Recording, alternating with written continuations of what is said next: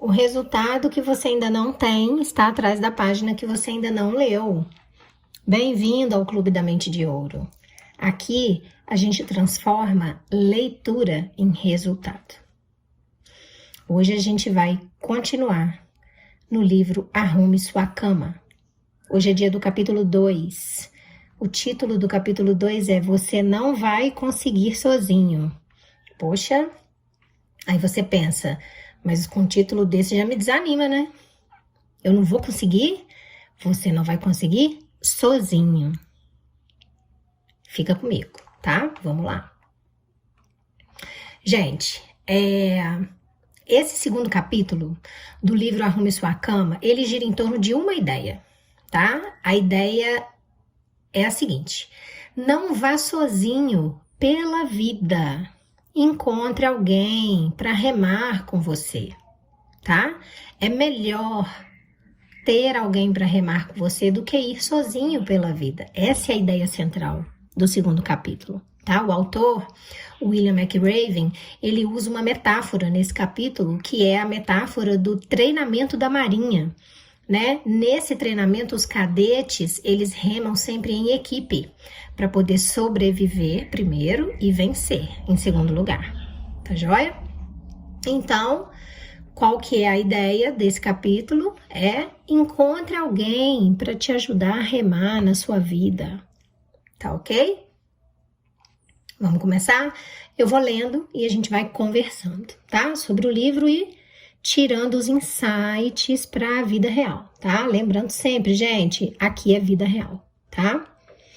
Então, vamos começar o capítulo. Ele começa com uma frase que é a seguinte: se você quer mudar o mundo, no capítulo 1 era o quê? Comece arrumando a sua cama. Agora, no capítulo 2 encontre alguém que o ajude a remar, tá? Vou repetir. Se você quer mudar o mundo, encontre alguém que o ajude a remar. Então, vamos lá. No treinamento do SEAL, né? SEAL a gente já viu, né? No capítulo 1, o que significa.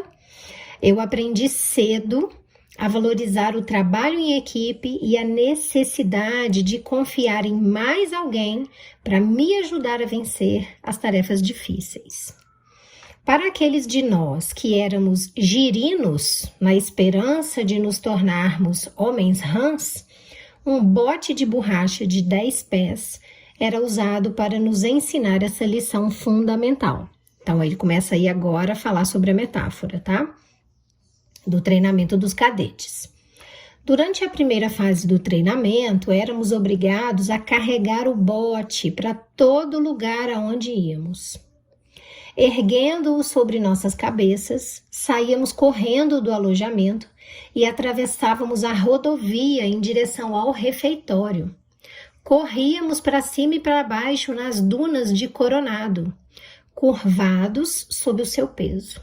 Remávamos sem parar de norte a sul, ao longo da costa, batendo contra a arrebentação. 7 homens, todos trabalhando juntos para levar o bote ao seu destino. Porém, aprendemos algo mais em nossas viagens no bote. Vez ou outra, um dos membros da tripulação estava doente ou ferido, e incapaz de se doar 100%. Muitas vezes eu me sentia exausto depois de um dia de treinamento, ou abatido por causa de um resfriado ou de uma gripe. Nesses dias, os outros assumiam a responsabilidade. Remavam com força máxima, mergulhavam os remos mais fundo, ofereciam-me suas rações para me dar uma força extra. E quando era a minha vez, eu devolvia o favor. Aquele pequeno bote de borracha nos fez perceber que nenhum de nós conseguiria aguentar o treinamento sozinho. Nenhum SEAL seria capaz de combater sozinho. No final, todos precisamos de quem nos ajude a enfrentar as dificuldades em tempos difíceis. Ok, gente? Essa é a primeira parte, né, do capítulo. Então, fica bem claro, né, do que ele está falando. Qual que é a frase-chave desse capítulo? Ele está falando que ninguém vence sozinho na vida. Ninguém. né? Usando uma comparação de um treinamento dos cadetes da Marinha, né? O que isso quer dizer? Isso quer dizer que por mais forte que você seja, inevitavelmente em algum momento você vai precisar de outras pessoas ao seu lado, tá? Então ele explica, né, que quando um deles não estava 100%, os outros estavam 200%, né, para poder suprir essa outra pessoa que estava machucada, ferida, doente, né, com mal-estar. Isso é uma equipe. E ele joga isso para a vida real, ok? Então, dito isso, vamos continuar a leitura do capítulo 2. Eu vou deixar as perguntinhas para mais tarde, um pouquinho. Tava pensando aqui se eu fazia as perguntas agora, porque elas ficam fervilhando na minha mente. Mas eu vou esperar mais um pouquinho. Vamos ler mais um pouquinho. Vou colocar mais uma pulguinha atrás da orelha de vocês. Esse livro é muito bom. Eu sou uma entusiasta, gente, de leitura, de literatura, né? Porque eu acho que não tem maneira mais democrática, mais barata, mais acessível para você acessar sabedoria e conseguir se desenvolver e transformar a sua vida, né? Infelizmente, a gente vive num país que não tem uma distribuição de conhecimento, né, igual para todos. A grande maioria, 95%, não tem muito acesso, né? Então, se a gente está aqui exatamente para fazer parte desses 5% que tem acesso a tudo e consegue tudo, mas no momento a gente faz parte dos 95% que ainda não tem esse acesso, qual a maneira mais fácil, né? Queimando etapas, mas com ética e aprendendo e colocando em prática, vida real e mudando, transformando a sua vida, gente. Livro, leitura, tá? Esse é o início, esse é o ponto zero, né? A partir de então, a gente já adquire uma sabedoria mínima, um conhecimento, a gente começa a colocar em prática e a gente vai virando chaves na nossa vida. Então, a gente consegue reverter uma pequena situação ali, outra pequena situação ali, né? Chega um dinheirinho, melhora uma situação, a gente resolve uma situação e deixa de gastar, às vezes nem ganha, deixa de gastar, né? Porque resolveu com sabedoria situações e depois a gente consegue ir dando os próximos passos, né? Fazendo um curso, um treinamento, mas o início, gente, para quem não tem de onde começar, são os livros. E eu acho que é essa proposta que eu trago aqui para vocês, tá? Democraticamente, o YouTube é gratuito, né? Inclusive, eu vou deixar o link na descrição desse vídeo e nos comentários fixados do meu livro, tá? Que ele é todo prático. Ele é vida real, ele é vida prática, tá? Para quem tiver interesse, quem quiser acessar, ele é para transformar, tá? Ele também é transformação de vida, transformação de performance de vida, para tudo. Não só financeira, não só dinheiro, tá? Emocional, físico, profissional, pessoal e financeiro, tá? Meu livro chama Mente de Ouro, tá? Tem um livro, tem um bônus que eu chamo de Cofre da Prosperidade, que é maravilhoso. Então, assim, recomendo, porque ele foi escrito juntando tudo de todos os livros que eu li durante esses anos todos fazendo clube de livros, né? Então, eu peguei o suprassumo de tudo, o que me fez mudar, o que conseguiu transformar a minha vida, melhorar a minha vida. Hoje eu posso parar aqui, eu não sei que horas eu vou postar esse vídeo, mas eu tô gravando esse vídeo 3 horas da tarde, né? Hoje eu posso fazer isso, que para mim é um hobby, né? Uma coisa que eu amo fazer, faço de graça, né? Por quê? Porque eu consegui transformar a minha vida, consegui renda, né, ilimitada de várias fontes para minha vida, e aí eu tenho liberdade suficiente para parar a hora que eu quero, no meio da tarde, e fazer o meu hobby, que é gravar, né, leitura de livros para vocês, comentados e dando insights para vocês também conseguirem transformar a vida de vocês. Eu comecei com livros também, tá, gente? Hoje eu já faço N cursos, treinamentos, mentorias, consultorias, né? Inclusive, depois, se vocês quiserem, comentem aqui para mim quais foram os que eu fiz, porque eu posso recomendar para vocês sem problema nenhum, tá joia? Então, vamos continuar, hein? capítulo 2. Nunca a necessidade de ajuda foi mais evidente para mim do que 25 anos depois, quando eu comandei todos os SEALs da Costa Oeste. Então ele passou por esse treinamento, onde ele entendeu que ele precisava trabalhar em equipe, nunca sozinho ele venceria nada, mas isso só ficou evidente para ele 25 anos depois, quando ele começou a ser o treinador, ele comandou os SEALs, né? Eu era o Comodoro do Grupo 1 das Forças Navais Especiais em Coronado. Eu era um capitão da Marinha. A essa altura, eu já passara décadas liderando os SEALs ao redor do mundo. Eu estava fora, em um salto de paraquedas de rotina, quando a situação se complicou terrivelmente. Voávamos em um C-130 Hércules, a 3.600 metros de altitude, nos preparando para o salto de paraquedas. Pelo fundo da aeronave, eu pude ver um lindo dia californiano. Nenhuma nuvem no céu. O Oceano Pacífico estava calmo e daquela altitude podia-se avistar a fronteira do México a poucos quilômetros de distância. O mestre de salto gritou: "Preparar!" Então, na ponta da rampa, eu pude ver o chão lá embaixo. O mestre me encarou nos olhos, sorriu e gritou: "Vai, vai, vai!" Mergulhei para fora da aeronave com os braços totalmente estendidos e as pernas levemente dobradas para trás. A rajada de vento proveniente da hélice me empurrou para frente, até que os meus braços apanharam ar e eu estabilizei. Verifiquei rapidamente o altímetro para ter certeza de que eu não estava girando e depois eu olhei em volta para me certificar de que nenhum outro paraquedista estava perto demais.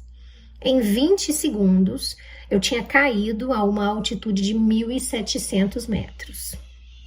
Então, eles estavam a 3.600 metros, né? E em 20 segundos, ele tinha caído para 1.700.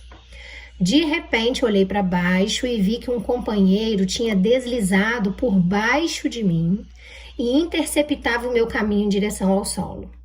Ele puxou a corda do paraquedas e eu pude notar o paraquedas piloto liberando o velame principal da mochila.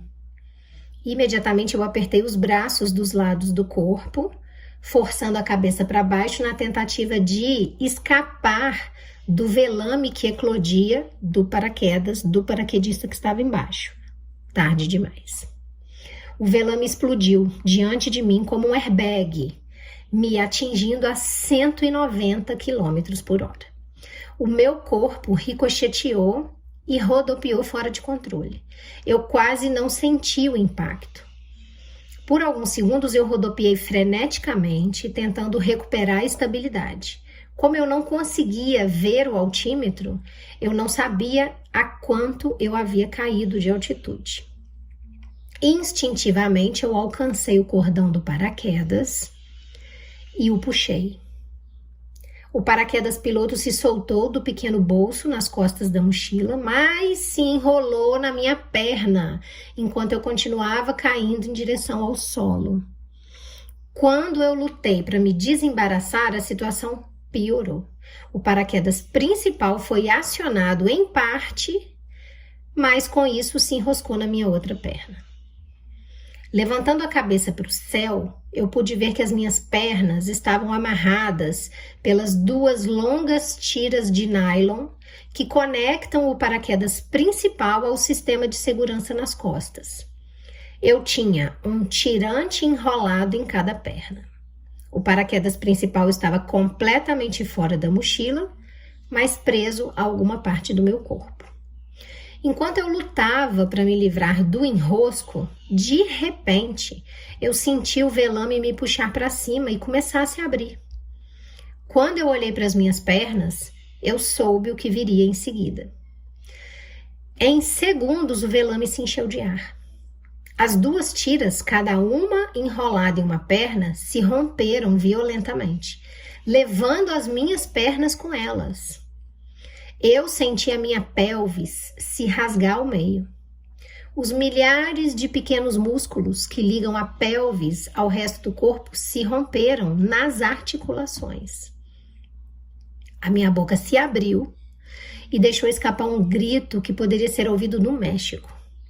Uma dor abrasadora percorreu o meu corpo, enviando ondas pulsantes da pelvis à cabeça.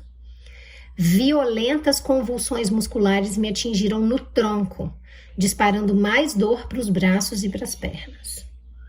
Então, como em uma experiência de quase morte, eu tive consciência do meu grito. E eu tentei me controlar, mas a dor era forte demais.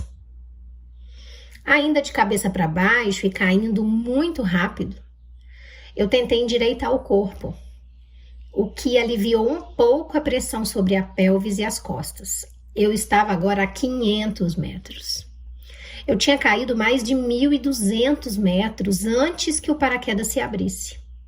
A boa notícia, eu tinha um velame totalmente aberto acima da cabeça. A má notícia, eu estava rasgado ao meio pelo impacto dessa abertura. Eu aterrissei a mais de 3 quilômetros do ponto de pouso. Em poucos minutos, a equipe de salvamento e uma ambulância chegaram. Eu fui levada ao hospital de traumas no centro de San Diego. No dia seguinte, eu fui submetida a uma cirurgia. O acidente tinha rasgado a minha bacia em quase 14 centímetros. Gente, essas réguas de escolares, de criança, que eles guardam na bolsinha para levar para a escola, essas réguas têm, em média, 15 centímetros, gente. Então, imagina aí, um palmo nosso aberto. Foi o corte que ele teve na bacia. Os músculos abdominais tinham se desprendido do osso pélvico. E os músculos das costas e das pernas estavam gravemente danificados pelo choque. Uma grande placa de titânio foi implantada na minha bacia e um parafuso fixado nas costas para me dar estabilidade. Parecia o fim da minha carreira. Para ser um SEAL eficiente, é preciso estar em boas condições físicas. A minha reabilitação levaria meses, talvez anos. E a Marinha teria que fazer uma avaliação médica para determinar se eu estaria apto para o trabalho militar. Eu deixei o hospital 7 dias depois, mas eu permaneci de cama em casa por mais 2 meses. Durante toda a minha vida, eu tive a sensação de ser invencível. Eu acreditava que a minha capacidade atlética inata me livraria das situações mais perigosas. E até esse momento, eu estava certa. Muitas vezes, durante a minha carreira, eu enfrentei incidentes que puseram a minha vida em risco. Colisões aéreas em outros saltos, descida descontrolada em um mini submarino, pouso de centenas de pés quase fora de uma plataforma de petróleo, prisão sob um barco afundando, explosão prematura de uma demolição e incontáveis outros acidentes em que um átimo de segundo decide o destino entre viver e morrer. Todas essas vezes eu tinha conseguido tomar a decisão correta. E todas essas vezes eu estava fisicamente preparado para vencer o desafio. Mas dessa vez não. Agora, deitada em uma cama, tudo que eu sentia era autopiedade. Mas isso não duraria muito tempo. A minha mulher Georgian cumpria o papel de enfermeira. Limpava meus ferimentos, dava minhas injeções necessárias diariamente e trocava o meu papagaio. Papagaio, gente, é para fazer xixi, tá? Aquela peça que podem chamar de cuia, bacia, depende do lugar do Brasil, né? Em que se vive. Porém, o mais importante, me lembrava de quem eu era. Eu nunca havia desistido de nada em minha vida e ela me garantia que não o faria agora. Ela não me permitia sentir pena de mim mesmo. Era o tipo de amor durão de que eu precisava. E à medida que os dias passavam, eu melhorava. Os meus amigos me visitavam, ligavam constantemente e me ajudavam no que fosse necessário. O meu chefe, o almirante Eric Olson, encontrou uma maneira de conseguir que a Marinha conduzisse uma avaliação médica que me permitisse continuar servindo como SEAL. Esse apoio praticamente salvou a minha carreira. Durante o período em que eu servi às equipes do SEAL, eu tive muitos contratempos e a cada vez alguém se apresentava para me ajudar. Alguém que acreditava na minha capacidade. Alguém que arriscava sua reputação para promover a minha carreira. Eu nunca esqueci essas pessoas e eu sei que tudo o que eu conquistei na vida foi com a ajuda de outros. Eu vou repetir essa frase, tá? Eu tô lendo tudo em sequência, gente, porque depois eu vou tecer vários comentários, a gente vai conversar bastante, tá? Nunca esqueci essas pessoas que me ajudaram e eu sei que tudo que eu conquistei na vida foi com a ajuda de outros. Ninguém está livre de momentos trágicos na vida. Como o bote de borracha que usávamos no treinamento básico do SEAL, só uma boa equipe pode nos ajudar a cumprir o nosso destino. Ninguém consegue remar sozinho. Encontre alguém para compartilhar sua vida. Faça tantos amigos quanto possível. E nunca esqueça, o seu sucesso depende de outros. Ok? O capítulo termina aí. E agora começa a nossa conversa aqui, tá? O que ele quis dizer com isso? O que ele mostrou, né, pra gente nesse capítulo? Que a vida é fácil? Não, que a vida não é fácil, né? A vida é como remar contra a maré, né? A vida nunca tá a nosso favor. E aí ele fala que no treinamento dos SEALs, ninguém conseguia chegar ao destino sozinho. O que era necessário? Era necessário que eles remassem em sincronia. Eles tinham que estar juntos, trabalhando em equipe, né? Vamos falar sobre outra coisa importante que ele pontua aqui no capítulo. Ele fala também que unidade, estar em unidade, não ser uma unidade, tá? Uma pessoa. Estar em unidade, estar juntos, é maior que a força individual de cada um, né? A Bíblia já fala, né, gente? É melhor dois do que um, né? É melhor estar em dois do que um. Quando um cai, tem o outro para te levantar. E aí, o que ele quer dizer com isso? Ele quer dizer que o que importa não é ser o mais forte. O que importa é o time que está mais unido. É esse time que vai ganhar.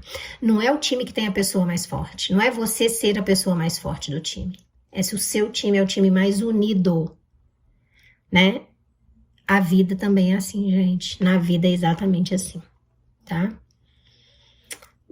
Vamos pontuar outra ideia que ele deixa claro aqui também. O que ele fala? Quando ele fala, encontre parceiros de jornada, né? O que ele tá querendo dizer? Procure pessoas na sua vida que vão te empurrar para onde, gente? Para frente, pelo amor de Deus, para frente, né? Pessoas que vão remar com você nesse bote de borracha da vida nos dias difíceis. E nos dias fáceis também, nos dias alegres também. Pessoas que estarão sempre com você, né? Porque existem pessoas, isso daí só é psicologia que consegue explicar, a gente vai poder ler livros assim também depois, que se você tiver mal, ela te ajuda em tudo que você precisar.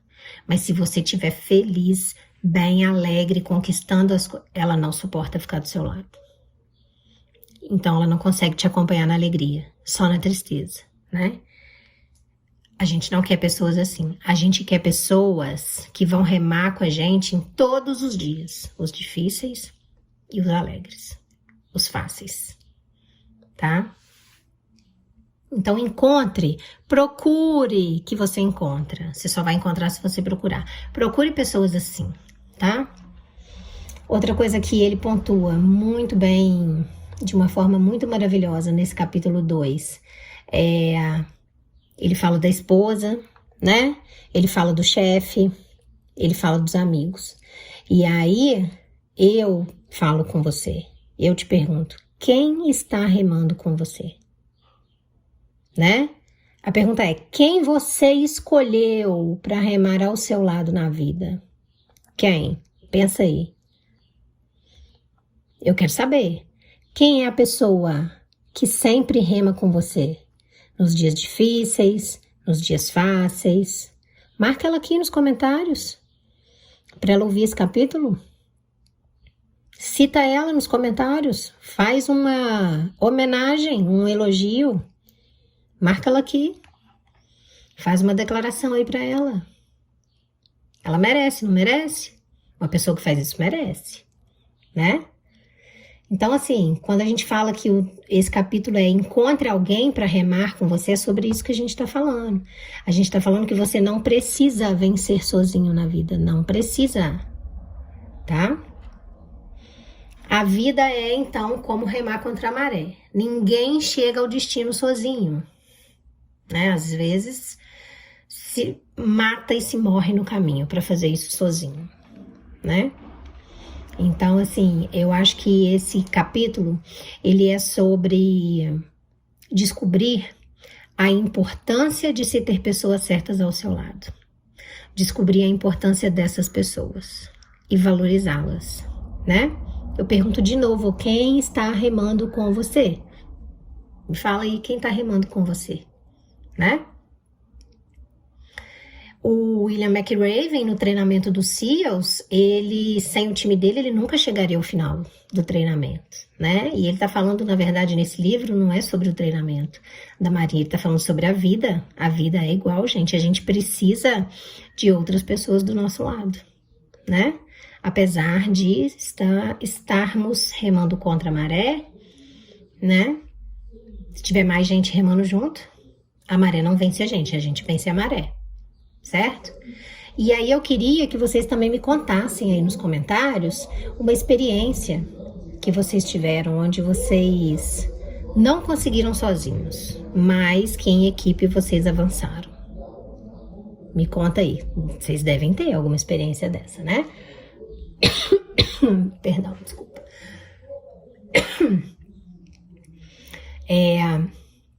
Então eu vou fazer um resumozinho bem pequenininho aqui, né, do que se tratou esse capítulo, pra gente ir terminando.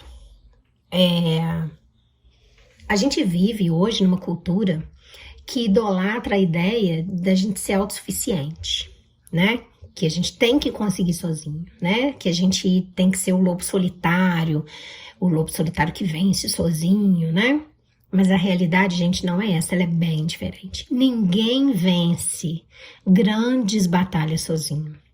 Tá? O sucesso, ele exige apoio, o sucesso exige parceria, o sucesso exige comunidade. Né? No treinamento dos SEALs, remar em sincronia não era uma escolha, eles não optavam por isso, era uma necessidade. Na vida, funciona da mesma forma.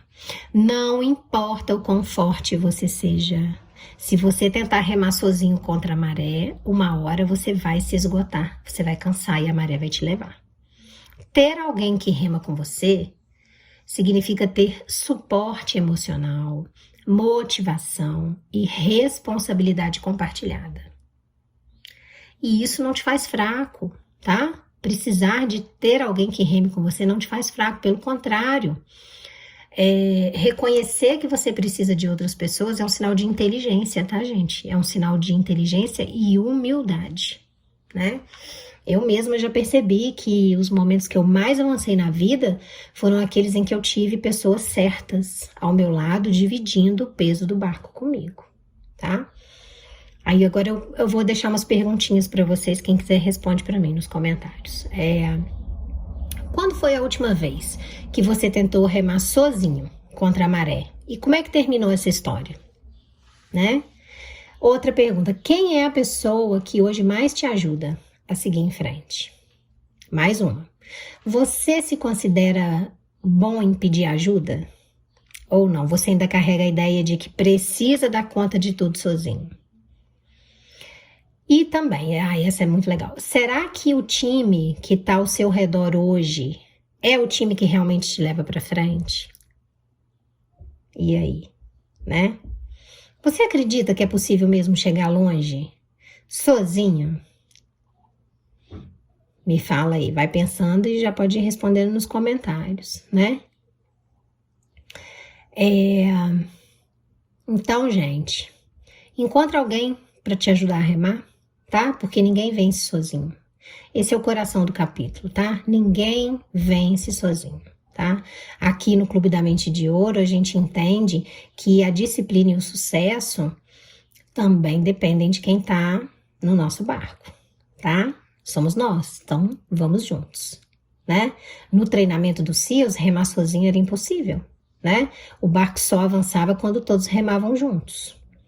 Então, assim, a vida não é para lobos solitários, gente. A gente precisa de apoio, né? Então, peçam ajuda, tá? Não tenham vergonha. Ninguém conquista nada sozinho, tá? Quem tá no seu barco? Compartilha nos comentários, tá? Se inscreve no Clube da Mente de Ouro. Vamos continuar nos próximos capítulos, tá? Aqui, gente, no Clube da Mente de Ouro não tem teoria vazia, tá? É se adequar para a vida prática, adequar à vida real, tá? Se você quer se aprofundar nesses temas, eu explico isso passo a passo no meu livro Mente de Ouro, tá? O link vai estar aqui na descrição e também nos comentários fixados. Quero lembrar vocês sempre, a riqueza começa na mente, mas só se torna realidade quando a gente coloca ela em ação. Tira ela da imaginação e coloca ela em ação. Fala para mim aqui, escreve para mim aqui embaixo, qual lição que ficou com você hoje dessa leitura e qual ação você vai tomar depois desse vídeo, tá? Se inscreve no Clube da Mente de Ouro, ativa o sininho e vem comigo, porque o próximo capítulo pode ser o que você precisa para dar o próximo passo. Beijo no coração de vocês.